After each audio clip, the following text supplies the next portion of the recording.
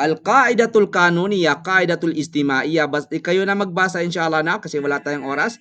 Kayo na magbasa. Al-Qaidatul Kanuniya, Qaidatul Istimaiya. Dhakarna anna al-kanun la yujad illa haythu tujadul jama'ah. Okay? Ang batas po, ang batas ay panlipunan. Kaidatul istimaiya. Ang batas ay umiiral lamang kung may lipunan. La tujad na illa haythu tujadul jamaah. La tujad illa haythu tujadul jamaah. No, yan po ang batas. Ang batas ay umiiral lamang kung may lipunan. Hindi sapat ang basta't may grupo ng tao. Kailangan mayroong organisadong komunidad na may otoridad na may kakayahang magpatupad at magpataw ng kaparusahan upang masunod ang mga alituntunin. Ibig sabihin po natin dito, ang batas ay hindi para sa isang tao lang, kundi para sa ugnayan ng mga tao sa loob ng lipunan. Yan po yung Al-Qaidatul Kanuniya, Qaidatul Istimaiya, legal rule, a social rule. Kaidatul kanuniya, kaidatul istimaiya. Ano example niyan? No? Another example natin, kung ang isang tao ay namumuhay mag-isa sa isang isla, doon sa Batanes may isla diyan, no, na maliit. Walang bisa ang batas doon. Pero kapag mayroong grupo ng tao na sama-samang namumuhay, kailangan nila ng panuntunan para sa kaayusan tulad ng paghahati sa pagkain o paggamit ng lupa. For example, no?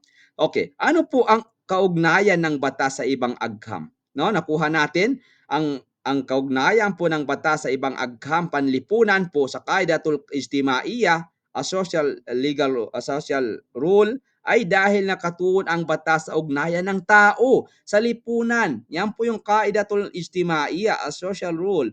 May kaugnayan ito sa iba't ibang agham panlipunan gaya ng economics, agham pampolitika, sosyolohiya, psikolohiya, no? Kung paano hinahati at ginagamit ang yaman, pampolitika, agham pampolitika, political science, kung paano pinamumunuan ang lipunan, no? Sociology, pag-aaral sa asal ng lipunan. Psychology, pag-unawa sa kilos ng tao. Anong halimbawa niyan? Ang isang batas na minimum wage ay konektado sa economics, sweldo at negosyo. Politika, desisyon ng gobyerno. At sosyolohiya, kalagayan ng mga manggagawa sa lipunan. Paano naman yung psikolohiya? Tafadhal, Sister Laila. Paano yung psychology? Hindi natin nabanggit doon.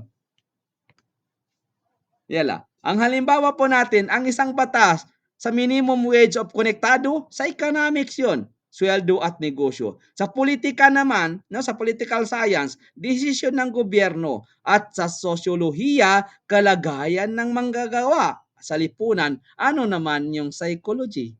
Ano ang rule ng psychology? Ha? A social rule o legal rule. Tafadhal, Sister Laila. Siguro sa nakikita ko, Doc, is of course kung mataas yung sahod ng mga manggagawa, mataas din yung moral nila and self-worth ng pagiging trabahante. Yun po. So, kasi syempre dyan nila nakikita na kampante sila sa trabaho at saka sa ano nila na mapoprovide nila yung mga bilihin and makakapag tawag nito, kumbaga they can support their family kapag okay yung sahod nila.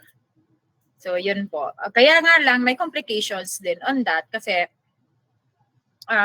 just like what is happening right now, konektado siya lahat, may cause and effect din kasi it is on the part of the economics din. Akin lang to ha, dagdag ko lang. Naam. As a psychologist, tataas ang cost ng manpower. Naam. Oo. Yes, Doc. Yes, as a psychologist. Kung tataas kasi Naam. Tafadhal. Yes, as psychologist din, oo. Tataas yung cost din ng natin. Wala namang problema naman talaga. Dapat ibigay naman kung ano yung due dapat sa mga manggagawa. Pero tataas ang cost din ng, of course, yung tawag na to. Para din kasi siyang kung sa amin business people, supplies eh. So, tataas ulit ang mga presyo. So, konektado din siya lahat, Dok, sa atin. Pero in psychology, tataas yung moral nila Naam. and of course, self-worth nila as manggagawa, no? And of course, gaganahan sila. And that is also, kasama na sa retention and part na ng kumbaga sa HR na side sa business din na at least hindi sila papalit-palit ng mga tauhan din. Yan po, Mashallah. Dok. Thank Mumtaz, you. Laila. You're welcome. Mumtaz, mashallah. No? Yan po sa psychology or sa psikolohiya. Mashallah. Tingnan nyo ang connection ng mga agham. So, kung psychologist ka, pwede ka maging politika. Pwede ka maging lawyer o pwede ka magiging Sharia and law. Kung ikaw ay sociology, pwede ka magiging Sharia and law. Kung ikaw ay political science, pwede ka maging Allahu Akbar. Lahat yan may connection.